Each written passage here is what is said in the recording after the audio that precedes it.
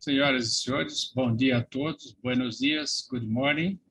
Agradeço a participação de todos, agradeço a senhora Elci Escolar e a senhora Maura, da República Dominicana, que são os dois membros da junta diretiva que têm como responsabilidade o compartilhamento de experiência entre os países das Américas no enfoque educação profissional. Agradeço todos os membros da junta diretiva por essa proposta de compartilhar a experiência de todos. Por favor, pode colocar para nós, então, a tela próxima, por favor. Próxima. Próxima, por favor. Bom,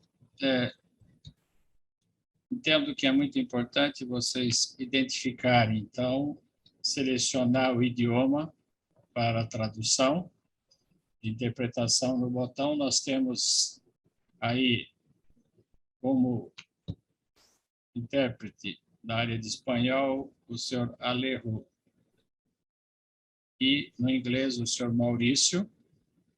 Então, por favor, selecionem aí o canal da conveniência de cada um. E, dando sequência, nós temos hoje a honra de contar com a palestra do professor Oswaldo Luiz Padovan, que tem uma carreira no mundo da educação profissional, que é modelo para muitos profissionais que lideram a educação profissional. Ele, desde aluno do Senai, experiência em empresa, vivenciando todas as funções de um profissional da área, como instrutor, professor, coordenador, diretor de algumas escolas e hoje é diretor da nossa escola, que é referência em termos tecnológicos da indústria 4.0. E o tema que ele vai abordar é novas tecnologias, novas profissões com enfoque na indústria 4.0.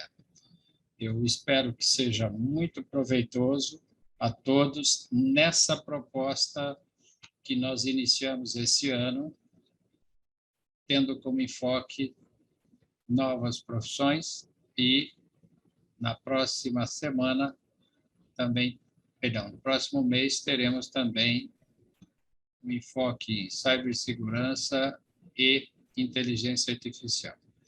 E, novamente, ressalto que a experiência do professor Padovan tem sido estratégica para o Senai, principalmente o Senai São Paulo. Então, agradeço aí a contribuição e o compartilhamento de experiência por parte do professor Oswaldo Luiz Padovan e obrigado pela contribuição. A palavra é tua, mestre.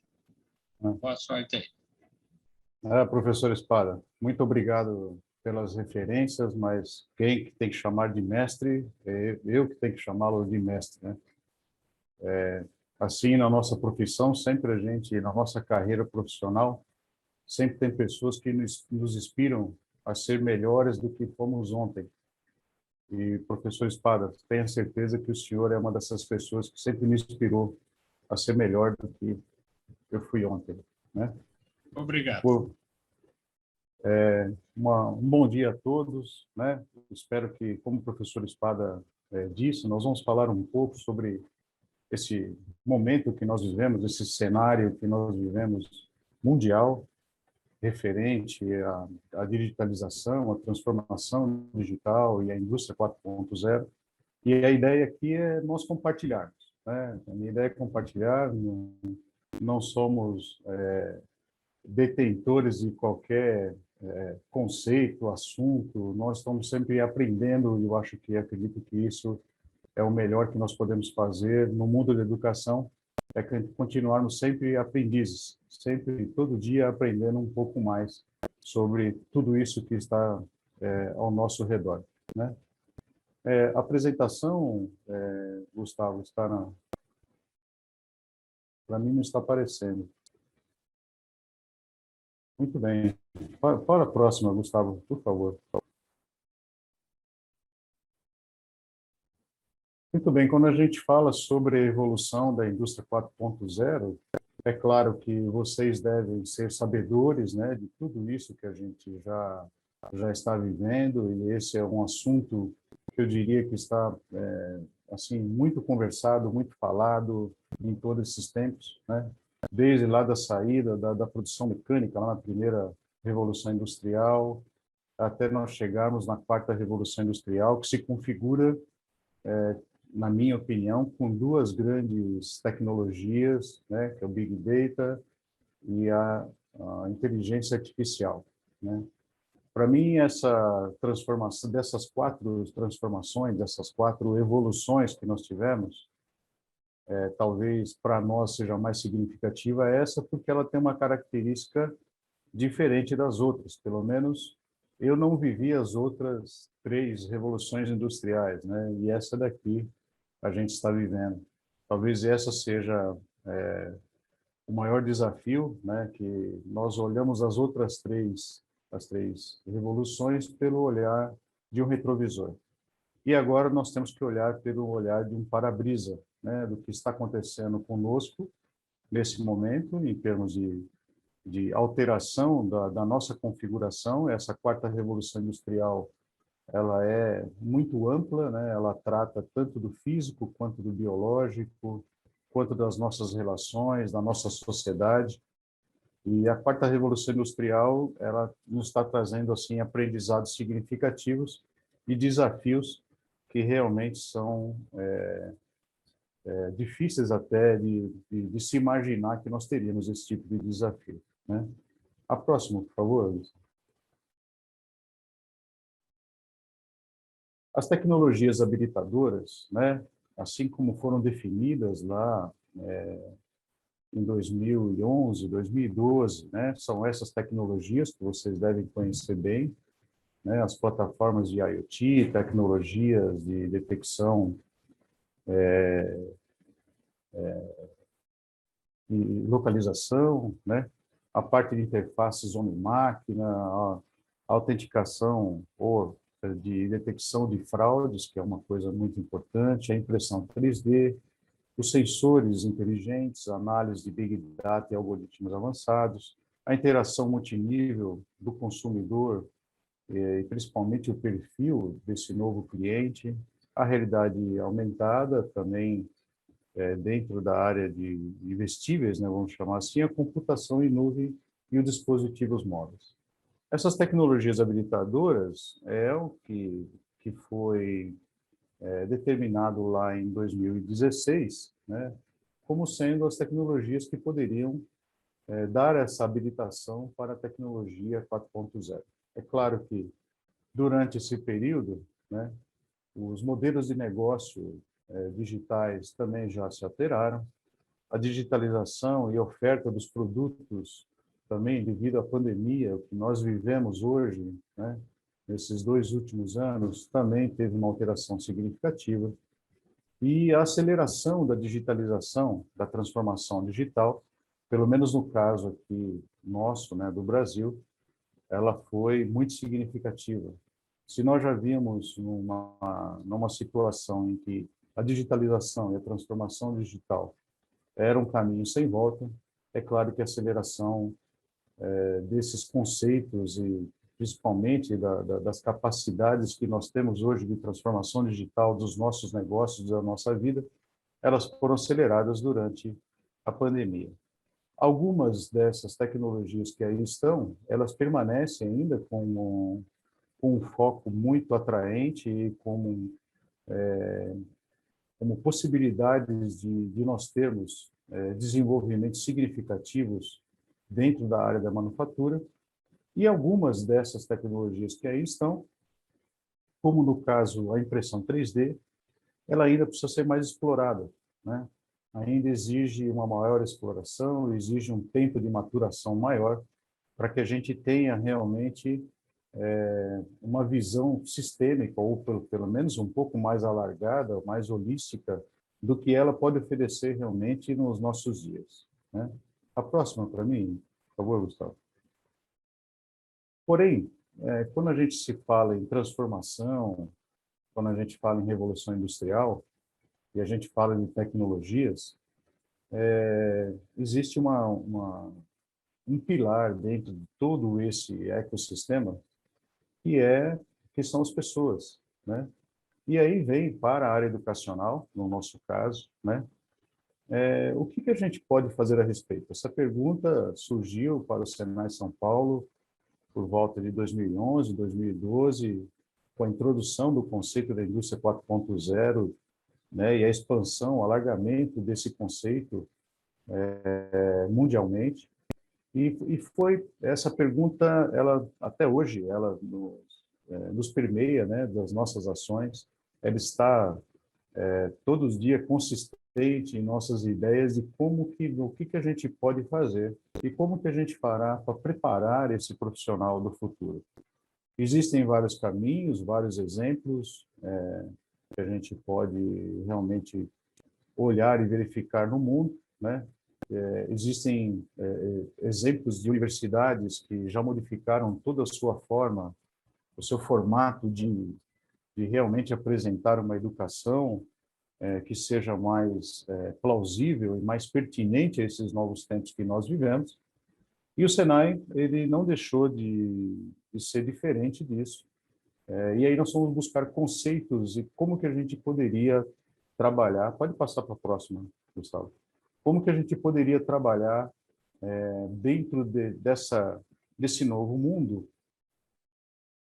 Quais seriam algumas diretrizes chaves para o mundo do trabalho? Em 2018, o trabalho do Michael foi apresentado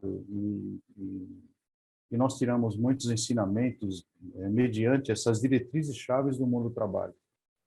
Lá no trabalho que ele apresentou, ele diz que nós temos 3 diretrizes, né, que são atuantes no mundo do trabalho, que é a diretriz humana, a de organização e a de tecnologia.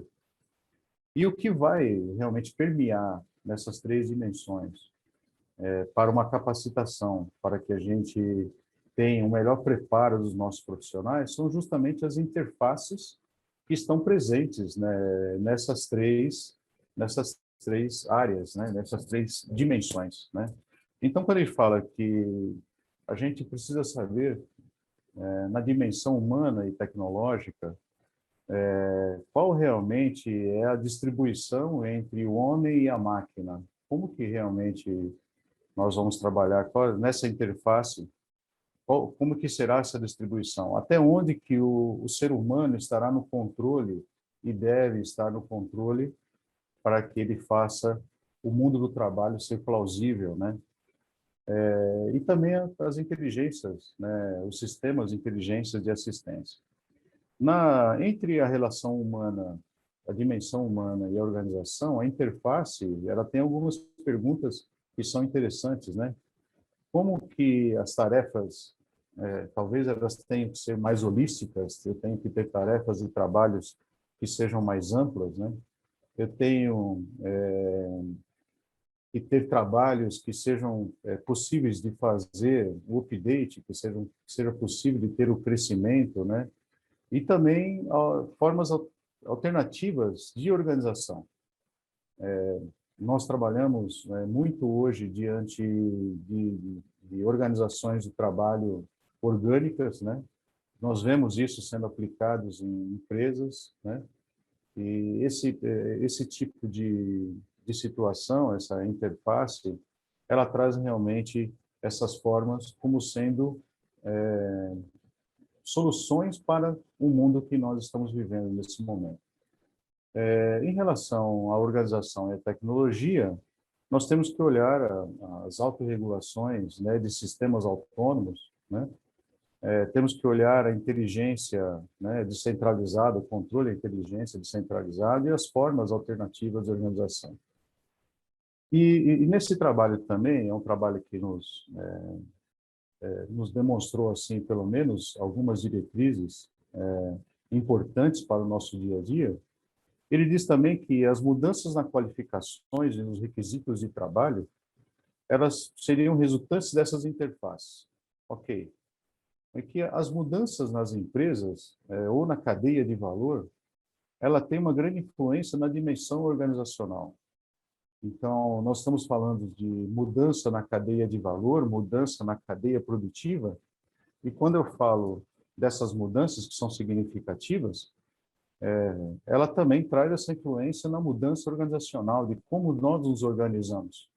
Um exemplo claro é quando a gente fala sobre a proposta de nós termos dimensões dentro do nosso trabalho, da cadeia produtiva, que tragam uma economia colaborativa e que tragam também uma economia que faça com que as empresas reaproveitem tudo aquilo que ela faz a composição, tanto do seu produto quanto dos insumos, e também que ela entre numa cadeia circular. Então, é claro que quando você pensa em uma economia circular, você está mudando significativamente a organização que você tem, a sua dimensão organizacional na empresa. E as funções, tarefas, decisões e responsabilidades, elas estariam distribuídas entre máquina e o ser humano. E aí vem nas dimensões humanas e tecnologias, qual é esse limite? Nós não sabemos ainda esse limite. Mas que era importante criar tarefas e perfis de trabalhos abrangentes, permitindo oportunidades de aprendizagem. Isso ficou bem claro, principalmente essa última colocação para nós. Ficou muito claro que, se nós tivermos hoje perfis de trabalhos abrangentes que consigam identificar e ter competências, eu diria assim, até socioemocionais, de aprendizado rápido, provavelmente seria o caminho que nós teríamos um maior êxito nessa preparação dos profissionais para o futuro. Pode passar, Gustavo, por gentileza. Quando a gente fala do que nós estamos vivendo hoje, nós temos lá um novo aluno, consequentemente, na área educacional, um novo profissional, que estará usando novas tecnologias e estará também num novo mundo de trabalho. Muitas vezes, dentro da nossa função como educador, nós persistimos até em incorrer num erro, que é de empurrar um aluno para o mercado de trabalho, muitas vezes sem ouvir o que o mercado de trabalho realmente precisa, né? E essas 4 dimensões, tudo que nós estamos falando aqui, elas estão realmente interligadas, e o caminho de ida do novo aluno para o mundo do trabalho, ele tem que ser retroalimentado, é o caminho de volta do novo mundo do trabalho, ou seja, o que eu tenho lá no mercado de trabalho, nesse novo mundo de trabalho, e como eu devo ter esse novo aluno. É claro que dentro dessa característica, né, de ir e vir, uma das coisas que são mais pertinentes a gente olhar é o tempo de mudança que eu tenho para a minha capacitação, né? Então, a velocidade que eu tenho daquilo que antes era um modelo rígido de ensino. Nós tínhamos lá um modelo serial de aprendizado, quando a gente fala em educação profissional, ou até mesmo educação tecnológica, técnico-tecnológica ou superior, nós tínhamos uma sequência de ensinamentos, de capacidades e aprendizados que nos levavam aquele aluno, durante um certo tempo, 2, 3, 5, 6 anos, isso depende muito da característica do curso, do nível do curso que ele está fazendo, para que ele saia como um novo profissional. Porém, as mudanças no mundo do trabalho, elas eram bem mais lentas, né? E o que nós temos hoje? Nós temos hoje mudanças no mundo do trabalho de uma velocidade que daria assim para dizer que é geométrica ou quase exponencial. Dia a dia, as tecnologias que estão sofrendo mudanças exponenciais nos trazem soluções, nos trazem condições para o mundo do trabalho totalmente diferentes.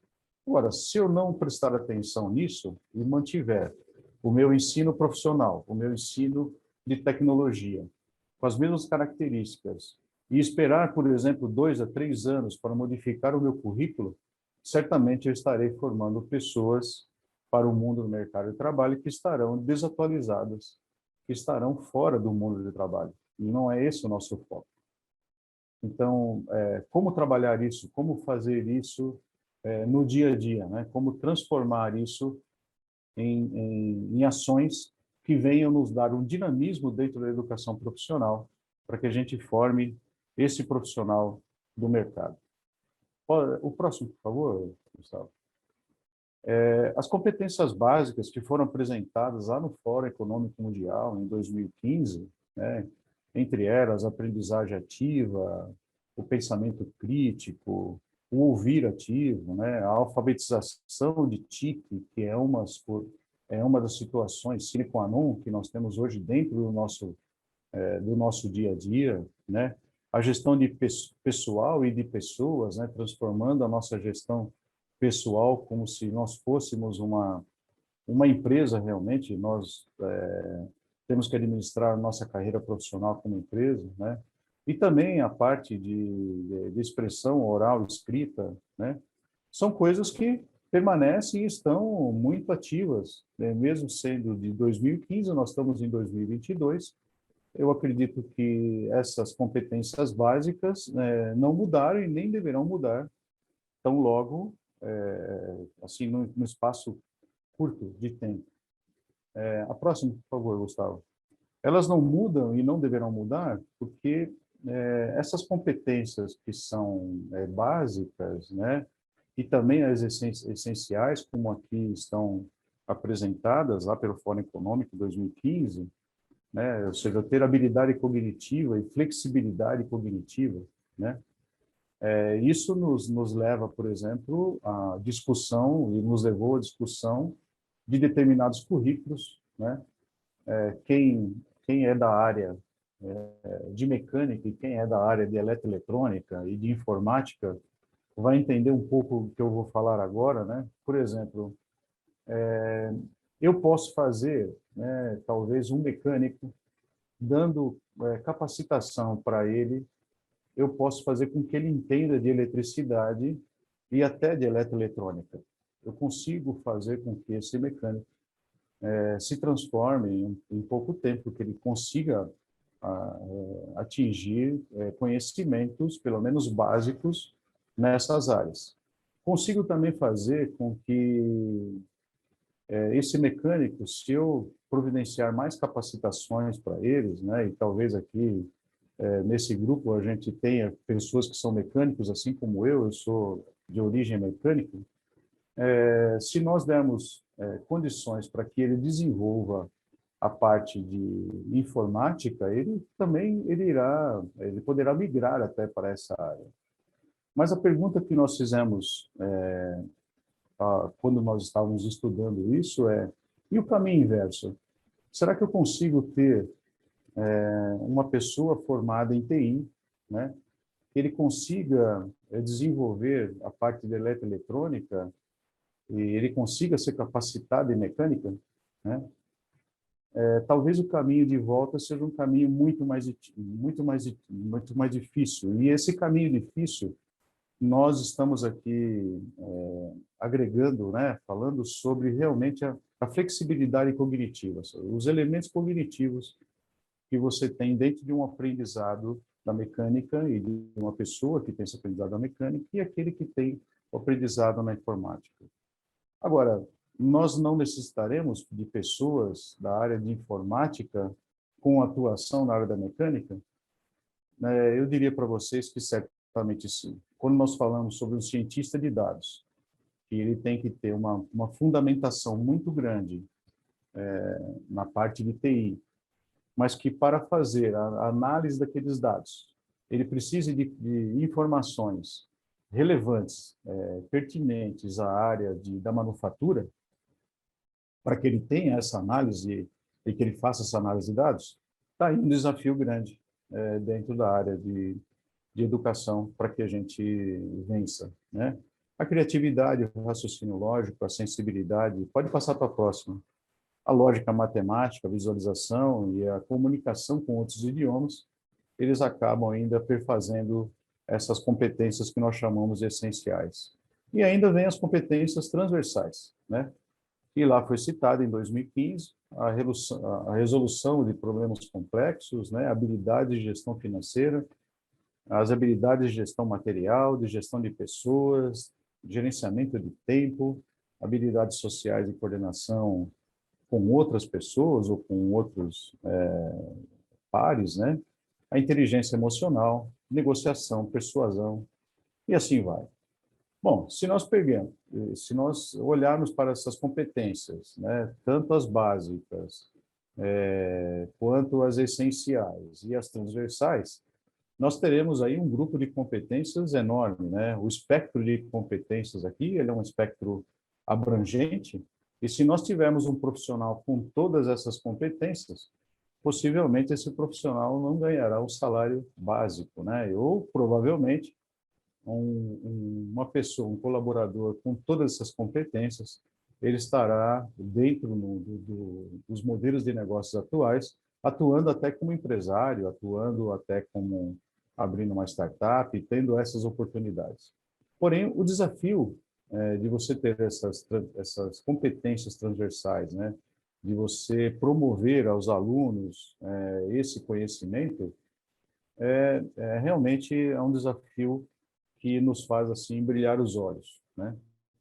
E quando a gente fala de indústria 4.0, quando a gente fala de quarta revolução industrial, tem um aprendizado que eu quero compartilhar com vocês também, que é muito importante, pelo menos para nós aqui.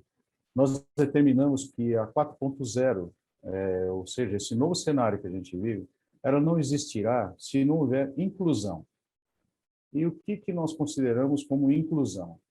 Inclusão dos jovens que estão iniciando agora no mercado, aqueles jovens que estão iniciando a sua vida estudantil e depois eles terão uma oportunidade no mercado de trabalho. Inclusão das pessoas que estão trabalhando, que estão atuando dentro do mercado de trabalho e elas precisam promover a especialização, talvez, das competências e conhecimentos que eles possuem, e a inclusão de pessoas que estão já fora do mercado de trabalho e que precisam atuar no mercado de trabalho de uma forma que eles consigam alcançar objetivos, por exemplo, de uma transformação social ou até mesmo de sobrevivência, né? Se nós não fizermos, se nós não adotarmos estratégias para que a gente faça a inclusão dessas pessoas, provavelmente nós teremos um cenário não de um novo mercado de trabalho, mas também o cenário de um novo mercado de trabalho e um novo mercado de desempregados, né?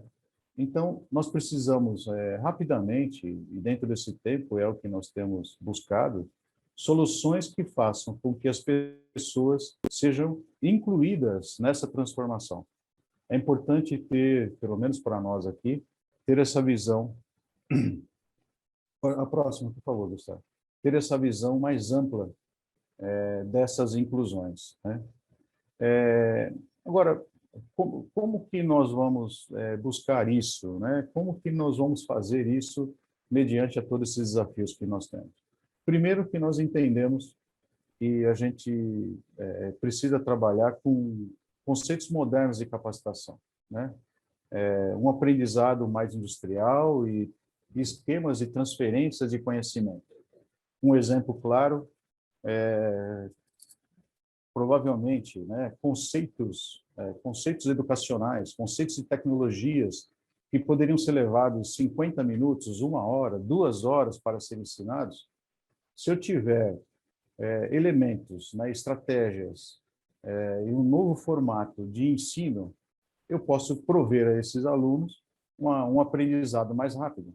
E eu posso diminuir esse tempo de aprendizado em relação a algum conceito que seja necessário para que ele trabalhe mediante as atividades que estão sendo solicitadas a ele, né? Se nós tratarmos a manufatura somente como um assunto, né? Se eu falar assim, a manufatura é um assunto, então, o que nós tínhamos no modelo educacional anterior, pelo menos aqui para nós, é que quando você falava com manufatura, ele era um objetivo, né? Ele era um assunto a ser discutido. Porém, ele não é efetivo se ele estiver somente numa sala de aula. Ou seja, a teoria né, ela é muito importante, a capacitação teórica é muito importante. Porém, a dialética, teoria e prática, ou seja, eu tenho que prover cada vez mais que a manufatura ela seja entendida, seja discutida em assuntos educacionais teóricos, né? Eu tenho assunto educacional teórico, ou seja, eu tenho que fazer estudos sobre os tipos de manufatura, os tipos de processo, como que nós criamos e como é que nós chegamos a essa manufatura atual que nós temos e qual será a manufatura que virá, né? Os novos modelos de manufatura, mas também eu tenho que, principalmente, né? Ter a prática para que a prática questione a teoria e a teoria questione a prática. Isso é um modelo, que eu diria assim, muito importante nesse momento que nós vivemos, de disrupção de alguns assuntos e algumas tecnologias que estão acontecendo, né? Ele também, a capacitação, ela tem que ser, ao mesmo tempo, ela tem que ser ampla, né? Apesar de ter, nós temos necessidade de especializar, de ir a fundo em algumas questionamentos, em alguns fundamentos, porém, ela tem que ser ampla para ser capaz de lidar com tarefas complexas, né? E que com as mudanças que acontecem no dia a dia. Mais especificamente, novas abordagens de aprendizagem são necessárias para que você tenha, né, que você tenha capacitação em ambientes de fabricação realistas, ou seja, eu tenho que criar dentro da minha concepção educacional a possibilidade desses alunos aprenderem a ter uma fabricação realista, né? Não somente uma fabricação de elementos ou aprendizado de elementos que sejam teóricos e não sejam ligados à indústria. Eu tenho que modernizar o meu processo de aprendizagem, aproximando ele da prática industrial. É isso, né? E alavancar a prática profissional com a adoção de novos conhecimentos e tecnologias. E aí, quando eu falo a adoção dessas novas tecnologias, eu estou falando sobre a integração das tecnologias hoje existentes. Se eu tiver com essas recomendações, né, sempre próximas do nosso pensar, do nosso agir, dentro da educação profissional, provavelmente nós teremos uma formação profissional para o mercado de trabalho muito mais próximo do que as empresas necessitam. A próxima, por favor, Gustavo. E aqui eu vou compartilhar um pouco do que nós fazemos na nossa escola de mecatrônica, né? Escola Senai, Escola e Faculdade Senai Armando de Arruda Pereira. Ela fica localizada em São Caetano. A próxima, por favor. Ela fica localizada em São Caetano, né? E ela já tem aí um bom tempo, já desde a sua inauguração, que foi em 1952. Então, portanto, esse ano aqui, nós estamos completando 70 anos de existência na cidade de São Caetano do Sul. A cidade de São Caetano do Sul, ela é uma cidade próxima a São Paulo, né? Ela faz parte do que nós chamamos da Grande São Paulo. É uma cidade pequena, que tem aí 15 quilômetros quadrados, porém, ela tem uma base de tecnologia muito aprofundada, e é uma cidade que ela tem dentro do seu cerne, da sua criação, essa parte de sempre estar na vanguarda, né? Hoje é uma das melhores cidades para se morar no Brasil, né, dentro do ranking do Brasil. E lá em 52, ela teve a sua inauguração voltada para a formação na área de cerâmica, né? Então, existiam grandes empresas aqui na região e necessitavam de formação na área da cerâmica. Até 1990, a atuação da escola foi na formação desses profissionais e atendimento de profissionais da área da cerâmica. Porém, em 1990, o declínio da indústria cerâmica e a modificação, né, a migração da indústria para outras cidades de São Paulo, fez com que o Senai repensasse qual era a escola que aqui estava, a sua área tecnológica, como que deveria fazer, como que deveria avançar essa tecnologia ou modificar a tecnologia. Num olhar de vanguarda, as pessoas olharam para algumas tecnologias que eram habilitadoras, que eram provedoras de futuro. E, na época de 1990, entendemos que a mecatrônica era essa área portadora de futuro. E quem detinha o conhecimento da mecatrônica, né, quem detinha o domínio da mecatrônica no mundo, é o Japão. E o Japão, nessa época, por intermédio de uma entidade chamada JICA, que possivelmente vocês conhecem, nos auxiliou a ter uma reconversão da escola de cerâmica para a escola de mecatrônica. Criou-se, então, o primeiro curso técnico de mecatrônica aqui do Brasil. Foram gastos cerca de 15 milhões de dólares na época em investimentos para reconfiguração da escola, para alteração do perfil da escola, né, de como que ela funcionava, treinamento dos seus funcionários, né, dos professores e também aquisição de equipamentos. De 1990 até 1999, nós tivemos, nesse período, aconteceu um outro convênio, né, com a JICA também, na área de soldagem robótica, e o Senai aprendeu aqui a área de mecatrônica e entendeu que, lá em 1999, que deveria, então, lançar um curso de tecnologia, um curso superior de tecnologia na área de mecatrônica industrial. Então, lá em 99, foi lançado o primeiro curso de mecatrônica industrial, o primeiro curso superior, e a faculdade, então, ela tomou forma e ela foi se consolidando. Então, aí nós já tínhamos o curso técnico, na sequência, um curso superior de tecnologia, e ela foi se consolidando até 2005, quando o Senai entendeu que deveria já abrir cursos de pós-graduação, lato sensu, né?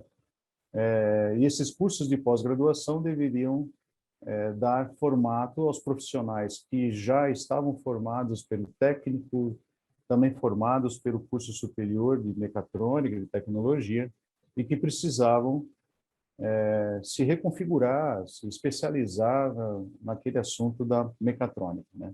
Foi feito também um outro convênio em 2009, esse já com a França, a Dassault, a empresa Dassault nos ajudou, auxiliou muito isso, para que houvesse a implementação, então, na escola. Em 2009 já se falava muito no assunto de manufatura digital, para que houvesse, então, a instalação de um centro de manufatura digital aqui no Senai de São Caetano.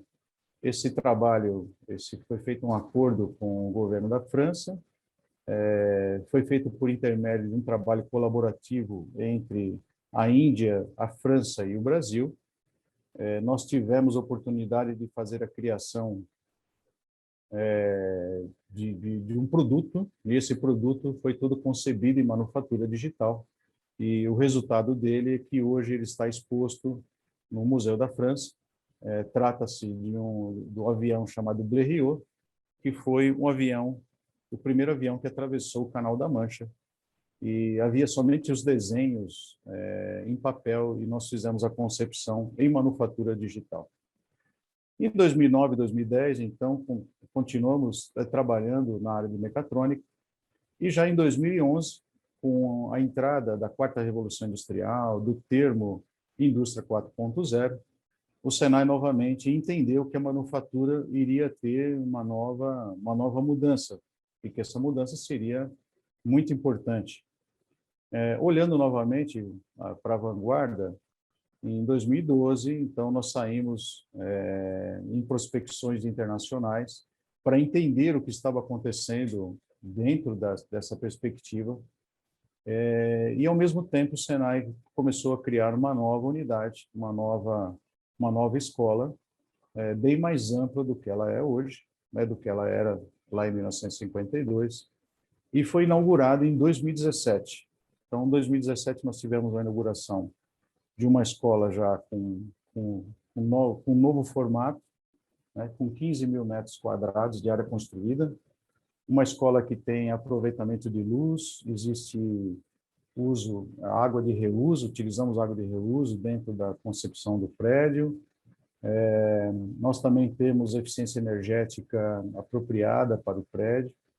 E esse conjunto arquitetônico, que era novo, ele também sofreu uma outra alteração que não era só arquitetura, mas o mindset de atuação. Junto com ele, foi implementado a primeira área de empreendedorismo do Senai São Paulo, chamada de UPLab. E esse UPLab ele é resultado dessas prospecções internacionais que nós entendemos que seria muito importante para o Brasil ter uma atuação na área de empreendedorismo, né, voltada a startups, voltada a spin-offs, que pudessem alavancar de forma muito rápida, né, muito ágil, as nossas indústrias, né? Ou seja, colocando ideias que estão no mercado, que estão de pessoas que querem colocar essas ideias. Então, essa área chamada UPLab, que é a primeira área do empreendedorismo, ela se formou com o intuito de ser um hub de conexão entre as ideias, a área de ensino e a indústria. Além disso, junto com o UPLab, também foi formatado e implementado um centro de design integrado. Esse centro de design integrado é o que dá a concepção para nós, não somente de produto, mas sim da cadeia produtiva, também do mercado, de posicionamento no mercado. Por isso que ele é um centro de design integrado, onde que ele tem atuação junto com as empresas, junto com os nossos alunos também, de como o design, como o olhar do design é importante para os nossos dias, principalmente nesse novo mercado que nós temos, nesses novos clientes que existem. E foi inaugurada, então, essa nova instalação, junto com também um Instituto Senai de Tecnologia, que é o que nós entendemos como um pilar na área de tecnologia, estando dentro dos nossos, e daqui a pouco eu vou falar um pouco mais profundamente dele, dando suporte aos nossos desenvolvimentos, né? Em 2018, fizemos um intercâmbio e um trabalho junto à Universidade de Wildau para alinhamento dos nossos alinhamento estudantil, né, dos nossos cursos, do que nós temos nos nossos currículos, né, de como que estava funcionando. A Universidade de Wildau nos proporcionou ensinamentos e aprendizados interessantes e pensamentos e conceitos sendo utilizados na Europa. E também foi inaugurado o que nós chamamos o primeiro laboratório aberto, fruto de um trabalho colaborativo com indústrias de tecnologia. Esse laboratório aberto ele teve a premissa de que as tecnologias ficariam à disposição das indústrias, dos alunos, dos professores e de quem quiser conhecer ou mesmo instalar a sua tecnologia nesse laboratório aberto para testar essa tecnologia dentro do ambiente de manufatura. Em 2019, caminhando, né, um pouco mais sobre esses aspectos da transformação digital, fizemos, então, uma inserção junto à Nokia, para que a gente tivesse conhecimento do 5G, da tecnologia 5G. Fizemos também um convênio com o BCG, o Boston Consulting Group. Ele tem um trabalho um trabalho mundial, global, de instalação de centros para operação de inovação, e nós somos aqui em São Caetano esse centro de operação, esse ICO, que nós chamamos, né, na América Latina. Isso nos trouxe também up-to-date para o mercado mundial, porque hoje nós recebemos informações e compartilhamos informações nessa rede global. Em 2020, um novo convênio com a Cisco e com a Schneider, justamente para que a gente tenha os nossos elementos, os nossos ativos sendo compartilhados dentro de uma segurança cibernética, e que tudo isso seja utilizado dentro da escola para que os alunos conheçam como que é feita a conectividade com segurança, e em 2022, com a Oracle, uma plataforma, né, de recursos de inteligência artificial e machine learning. Esse é um pouco do nosso timeline, é o caminho nosso. Vamos em frente, Gustavo.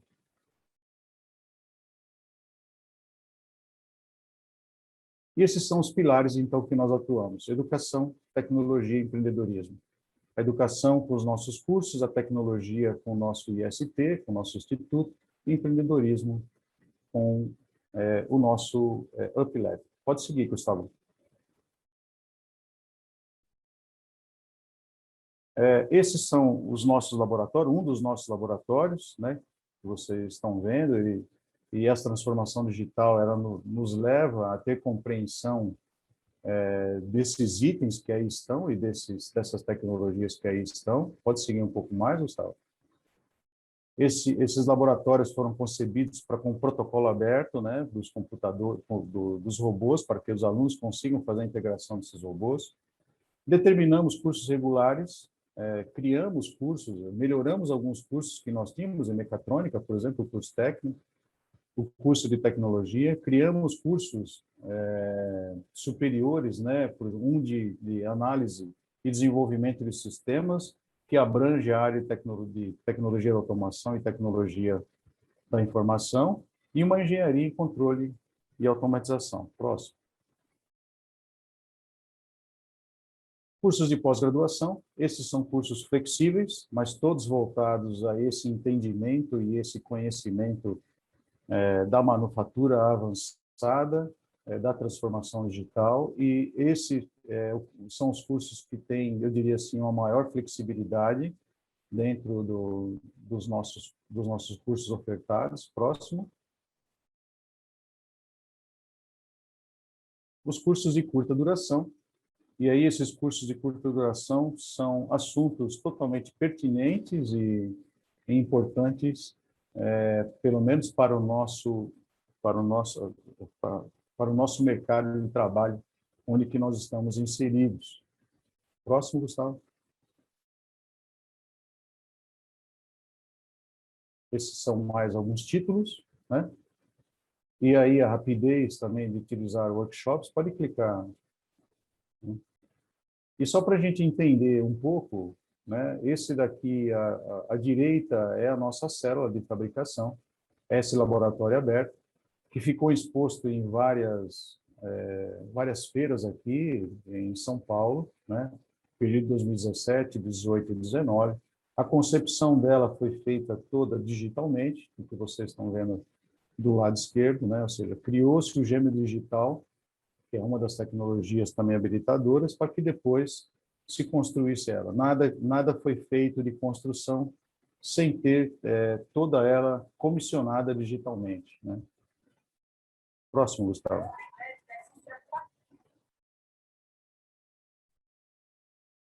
Esse daqui é a nossa área de prática profissional.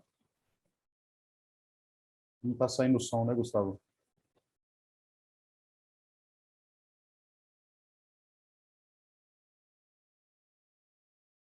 Deu problema no som, Gustavo? O Open Lab da Indústria 4.0 do Senai São Paulo é um ponto de encontro entre indústrias, institutos de ciência e startups de base tecnológica.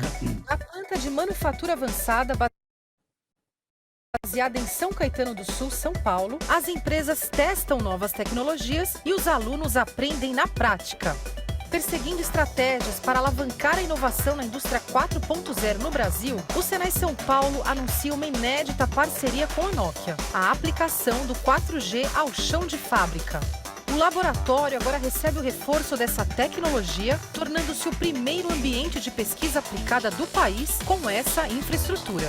Na prática, funciona desta forma. Essas duas pequenas antenas recebem os sinais vindos dos sensores e atuadores da planta, formando um ambiente de integração similar a uma bolha. Além da tecnologia permitir a integração entre os robôs, ela também fornece ao gestor mobilidade para controle e monitoramento. O usuário tem informações sobre os seus ativos e demais dados de controle no seu próprio dispositivo pessoal. além de poder usá-lo como instrumento de realidade aumentada, para extrair informações sobre a planta em tempo real. O chão de fábrica agora ganha flexibilidade por meio de veículos autônomos inteligentes e robôs colaborativos.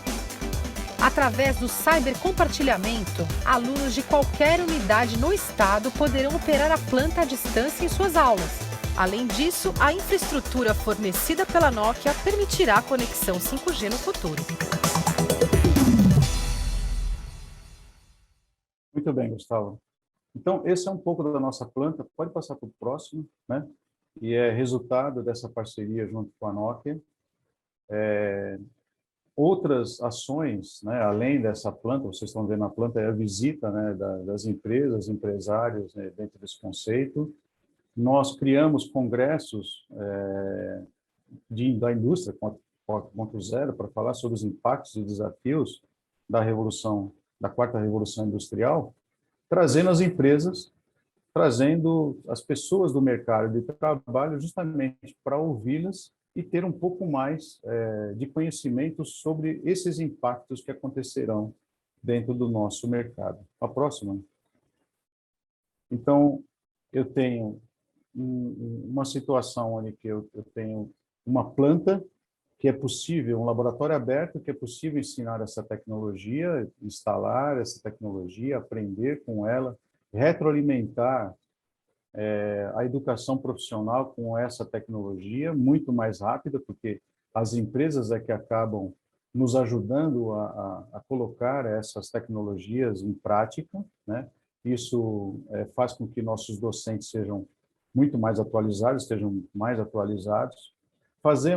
Temos o olhar junto aos empresários para ouvir o que os empresários necessitam, qual é o perfil que eles precisam, e também abrimos as portas para os alunos, para que os alunos da rede municipal, alunos que estejam fora do Senai, conheçam a estrutura, né? E então, eventos como esse, chamado Mundo Senai, fazem com que os alunos venham até a nossa escola, aqueles que não decidiram ainda qual é a área, onde que eles irão se educar, né? Para que eles tenham conhecimento dessas tecnologias que são disponíveis, né? Próximo. Uma outra estratégia é utilizar ferramentas atuais, né? Então, por exemplo, esse é um exemplo de um hackathon feito com a empresa Unisys, falando sobre cibersegurança. São pessoas que vieram do Brasil todo, né? Aí ele é extensivo ao Brasil, não é extensivo somente à cidade de São Paulo. E esse hackathon, ele teve a oportunidade, nós tivemos a oportunidade de aprender mais sobre cibersegurança com a empresa Unisys e também de prover soluções de jovens, né, fomentar essas criações, essas soluções para as empresas, né? O próximo. O Instituto Senai de Tecnologia, então nós temos pessoas especializadas para atender a indústria. Então, quando a indústria tem uma dúvida sobre qual caminho ela deve seguir, onde que ela deve ir, nós mostramos esse caminho por intermédio de ações que aqui estão, né? Sempre desenvolvidas em projetos tecnológicos e assessorias. Pode caminhar um pouco mais, Gustavo? O nosso UPLab, né? Que é o ambiente que eu falei para vocês do empreendedorismo, tendo 3 vertentes essenciais, né? Fornecendo um ambiente de empreendedorismo para startups que queiram aprender mais e queiram receber mentorização sobre assuntos e da inovação. A inovação aberta com startups, e essa inovação aberta com startups é feita por intermédio de indústrias, ou seja, são editais voltados justamente para o desenvolvimento de startups, mas junto com empresas, e também intraempreendedorismo, que é um dos conceitos mais importantes, próximo, um dos conceitos mais importantes hoje para a inovação dentro da indústria. Esse é o nosso ambiente. Para a startup é aquela porta que ela nunca teria, ou que muito dificilmente teria a possibilidade de abrir sozinha. A gente precisa dessa parceria, dessa mentoria constante, né, que o Senai proporciona para a gente. A partir do momento que você tem a estrutura do Senai por trás, isso facilita e dá um pouco mais de credibilidade para as empresas que estão, que a gente está resolvendo os problemas. Conexões que vêm através da exposição, do fato de estar aqui, do fato de pertencer a esse ecossistema, a esse ambiente, nos traz uma vantagem muito importante. A gente conseguiu ter um avanço muito maior e a gente cresceu como empresa muito mais do que se nós estivéssemos fora, procurando essas respostas no próprio mercado.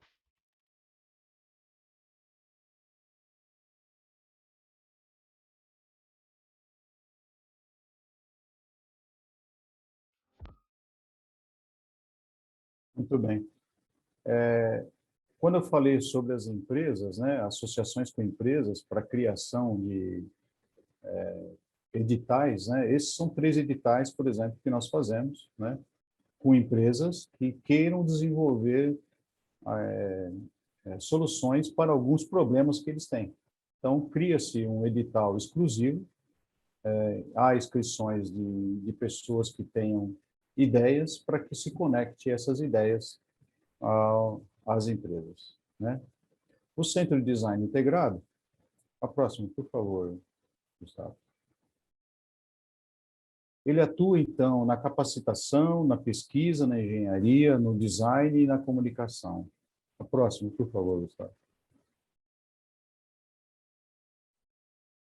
E o que é um desenvolvimento integrado, né? Esse daqui é um protótipo de um carro elétrico que foi feito, então ele tem, primeiro, houve uma pesquisa, uma conceituação desse veículo, depois foi desenvolvido um modelo tridimensional, houve uma validação de engenharia, a finalização estética até a criação do protótipo e a utilização, né, o teste desse protótipo.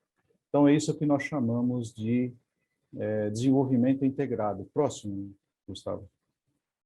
E isso passa, né, pode ir passando, Gustavo, pode ir indo.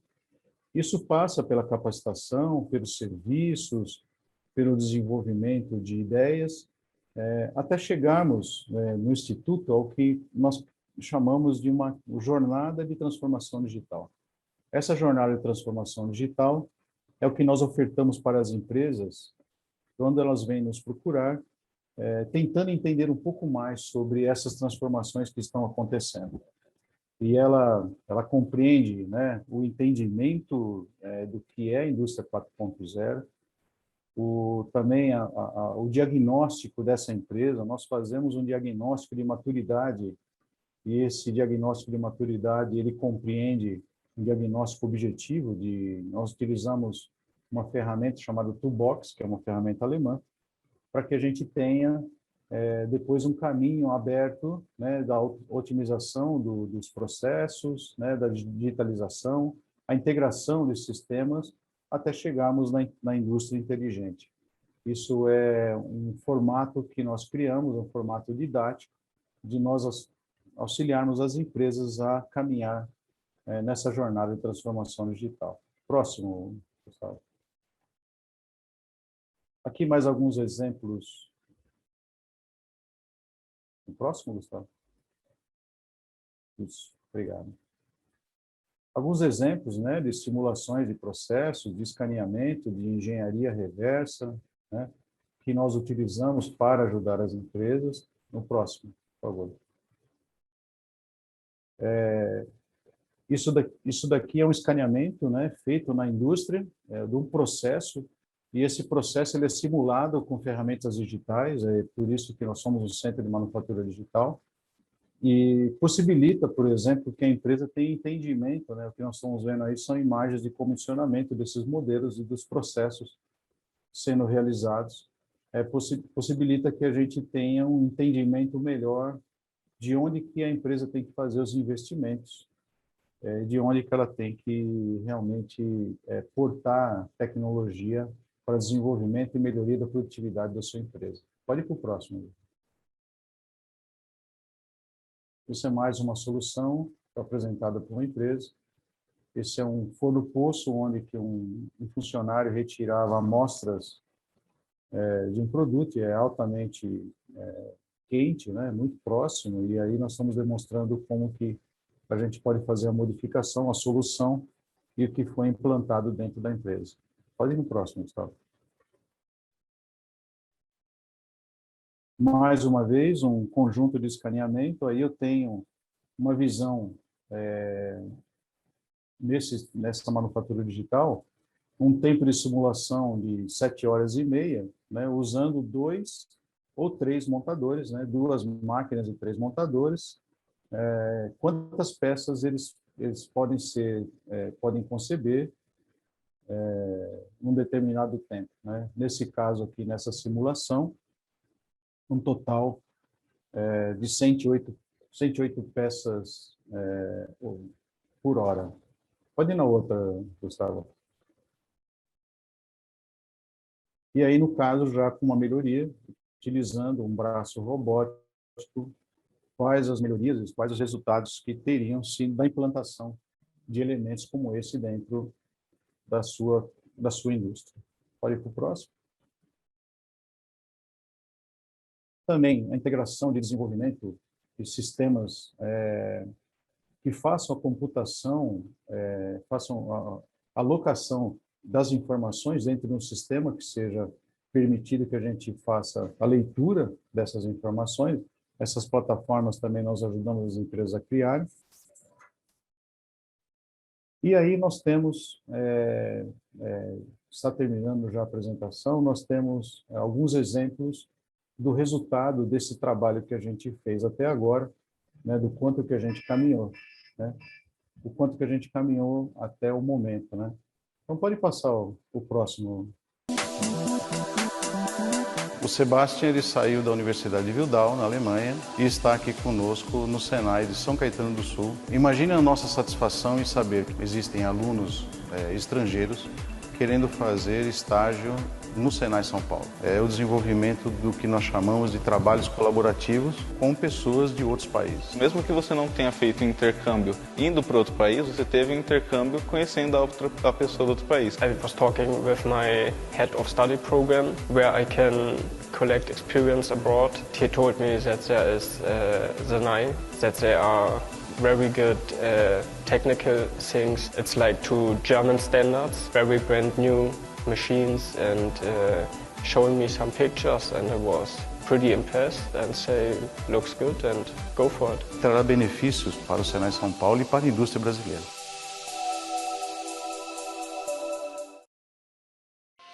Muito bem, o objetivo aí sempre é a validação do que nós estamos fazendo. Essa é a visita do professor Sunil Gupta ao Senai de São Caetano. Sunil Gupta é um professor de Harvard que percorre o mundo vendo experiências na área educacional sobre o assunto de transformação digital. Indeed, very amazing. I think the future of technology keeps evolving, and you are certainly in touch with what's going on, and you're training the people in the right fashion. In fact, I do believe that vocational training is the future of education also. We at Harvard University also talk about should our education system change rather than putting students to 4-year of college. By the time they graduate, the world has changed. The retraining of the people, reskilling the people is extremely important. I think you're ahead of the curve in doing that. Muito bem, a próxima, Gustavo. Nós estamos finalizando. Então, no nosso entendimento, como criar, então, esse profissional do futuro é somente quando eu tenho soluções integradas, né? E essas soluções integradas, elas permeiam as nossas ações, as nossas premissas, dentro de um mercado de trabalho, né? Dentro de uma comunidade escolar, uma comunidade empresarial, e também de validações de pessoas de outros países que nos trazem informações de como que nós devemos agir e como é que nós devemos fazer aqui na nossa educação. A próxima. Essas são algumas empresas. Pode passar, Gustavo. E finalizando, professor Espada, né, 1 hora, pelo menos é o que está contando aqui no meu cronômetro. Bom, professor, nós vamos aqui abrir para perguntas. Pediria a gentileza dos participantes que façam as perguntas pelo chat. E, em respeito ao horário, nós vamos usar 10 minutos para a resposta às perguntas pelo professor Padovan. E, havendo mais, enviaremos as respostas via e-mail. Então, por favor, Gustavo, o nome da pessoa, o país e a pergunta, por gentileza. Ok. Temos aqui uma pergunta do Manuel Cruz, da Costa Rica, e ele está perguntando assim: como fazer com que os líderes das nossas organizações entendam e sincronizem humanos, tecnologia e organização? Que parece que as organizações elas se movem num ritmo mais lento que a tecnologia e a equipe humana. Esse é um desafio da transformação digital, né? Quando a gente fala em transformação digital, nós temos 2 pilares que são importantes. Um pilar é a tecnologia, Manuel. O outro pilar é o pensar digital, né? Então, é claro que a tecnologia ela existe, está à disposição nossa, e essa relação de tecnologia, essa integração, ela pode ser, a qualquer momento, ser utilizada. Porém, fazer com que as pessoas pensem de forma diferente exige uma persistência muito grande. Nós temos que ter uma persistência de uma nova mentalidade, né? E essa é uma das características dentro desses novos conceitos de transformação, é você ter essa persistência de fazer com que as pessoas entendam o que você está realmente propondo, né? As entidades, possivelmente, elas têm essa característica de ser um pouco mais lentas, né? De ser um pouco mais, talvez, tradicionais, né? Mas esse olhar tradicional ele tem que ser vencido. E ele tem que ser vencido por intermédio de exemplos, tem que ser vencido por intermédio da velocidade que nós colocamos no nosso dia a dia, né? E também do empenho. Então, é trabalhar bastante, viu, mano? É isso. Ok, obrigado. Persistir. Temos mais uma pergunta do José Corleto, ele não identificou o país, mas a pergunta dele, ele gostaria de saber se quando a gente tem cursos de formação com competências transversais, é colocado mais tempo para essas competências ou se é tirado um tempo do curso para fazer competências transversais? Não, você nem coloca mais tempo e nem também tira um tempo para isso, né? Você, por estratégias, por exemplo, de ensino e de metodologia, você acaba colocando essas competências dentro do seu ensino, né? Então, por exemplo, uma forma de você fazer isso, olha, eu preciso que o aluno faça a autoavaliação daquilo que ele está realizando. Isso é uma forma de você dar oportunidade para ele de se conhecer melhor, dar oportunidade das competências transversais de ele conseguir fazer uma autocrítica daquilo que ele é e daquilo que ele está realizando. Então, legal. É por intermédio de estratégias. Temos uma pergunta. Padovan, Pois não, professor. licença, que eu entendo que essa pergunta do José Corleto deve ser de interesse amplo. Eu queria fazer um comentário, um relato sobre os cursos que estamos atualizando, dentre eles o setor aeroespacial.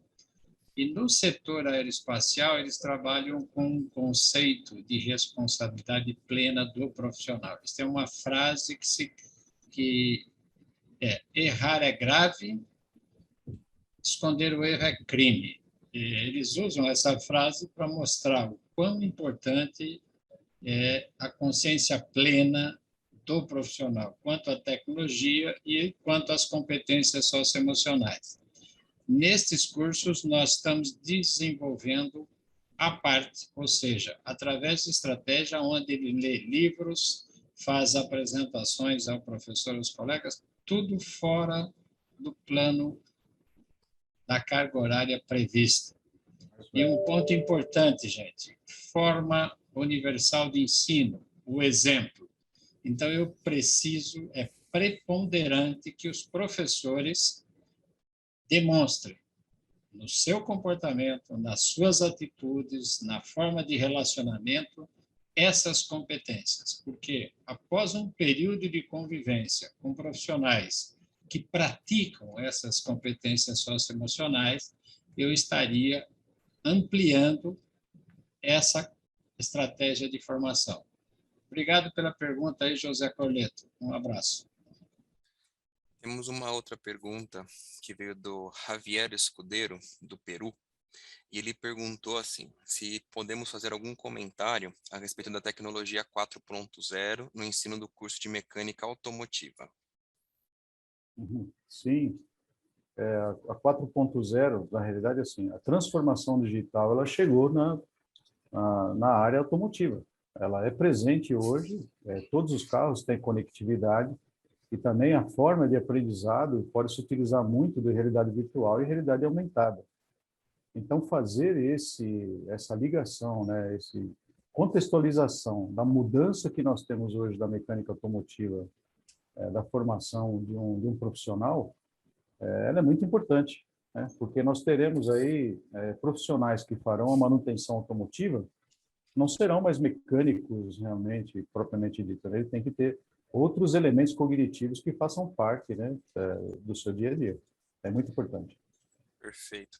Temos uma pergunta também do Hugo, do Peru, dizendo assim, no curso de Engenharia de Controle e Automação, desenvolve-se processos de automatização em fábrica?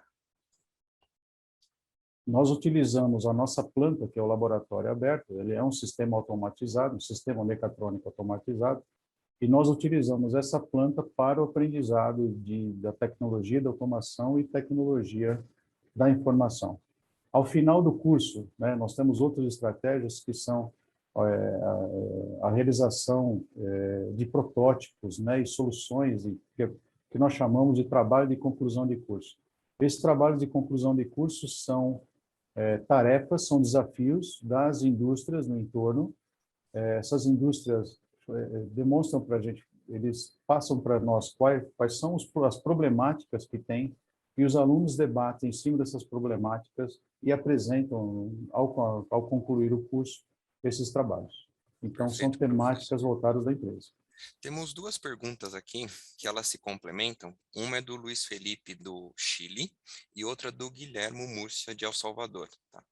E elas se complementam porque uma diz assim, o profissional formado nessa nova Revolução Industrial 4.0 é um aluno que deve ter conhecimento em todas as áreas de maneira geral, complementando com qual será o papel do trabalhador? Ele será substituível, sim ou não? Junto essa pergunta. Existe algumas conceituações relativas ao conhecimento básico, ao que a gente chama de um conhecimento geral, né? E também dos especialistas, né? No mundo, o conceito que se tem melhor é que você tenha um conhecimento geral, né? E você tenha estruturas, o que eles chamam de pilares, de especialização. Quando você tem esse tipo de aplicação, né, dentro do seu conceito de ensino, você consegue fazer com que esse profissional tenha uma visão ampla e dentro dessa visão ampla desça numa vertical que ele conheça de tecnologia. Quantas mais verticais ele tiver de conhecimento de tecnologia e de aprofundamento, ele será um profissional melhor requisitado, ele será um profissional diferenciado, né? Mas o conhecimento realmente amplo, ele é muito importante. Tinha a outra pergunta, Gustavo? O papel do trabalhador, se o trabalhador vai ser substituído. E só uma questão, eu acabei confundindo o nome da pessoa que perguntou. Quem fez a pergunta foi a Karen, da Costa Rica, né? Perguntando qual o papel do trabalhador. E a do profissional foi o Luiz Felipe, do Chile. Eu diria assim que, por exemplo, vamos olhar assim, quando lá nas outras revoluções industriais, algumas tarefas foram substituídas. Como não? Hoje, algumas tarefas irão ser substituídas. tarefas de grande insalubridade, tarefas de grande esforço. Não há necessidade do ser humano estar fazendo isso. Nós podemos ter elementos, outras coisas, outros elementos, equipamentos que podem fazer isso. É o que eu diria que não é substituído, eles serão transformados. Perfeito. Temos uma nova pergunta do Fred, da Costa Rica. Ele disse assim, se existe a possibilidade de receber profissionais, docentes, para se atualizarem e avançarem nos conhecimentos da indústria 4.0. Claro, estamos à disposição. Com disposição. Uma nova pergunta também do Guilhermo Múrcia, de El Salvador, dizendo assim, em qual intensidade a gente pode aplicar essas soluções na indústria têxtil, onde controla hoje, de forma manual, a correção de rupturas de tramas? Nós temos aqui em São Paulo já um outro laboratório aberto, que ele é da indústria têxtil, né? Ou seja, onde que você solicita uma camisa, uma confecção personalizada e essa confecção ela é feita roboticamente, né? Nós já temos isso, nós temos uma escola já com uma planta dessa atuando. Lembrando que o setor de investimentos, né, é o que sofrerá talvez uma das maiores transformações quando tiver, por exemplo, as roupas integradas à transformação digital, né, ao nosso dia a dia. Quando tiver roupas com chips que conseguem controlar a nossa saúde, a nossa disposição e até nos ajudar a ter um melhor dia. Então, é extremamente importante que a indústria têxtil esteja envolvida nisso. Perfeito, professor. Bom, eu queria primeiro agradecer os nossos tradutores, o senhor Alero Margarinhos, do espanhol, também o Maurício Nogueira, do inglês, um agradecimento especial à senhora Elci e à senhora Maura, que compõem a junta diretiva e são responsáveis pela área educacional e viabilizam aí esse webinar. E aqui o mestre Padovan, Oswaldo Luiz Padovan. Agradeço de coração a sua contribuição e queria fazer aqui, dos questionamentos dos colegas que participam, que não é tão fácil convencer as lideranças, até porque alguns não tiveram a experiência do processo educacional.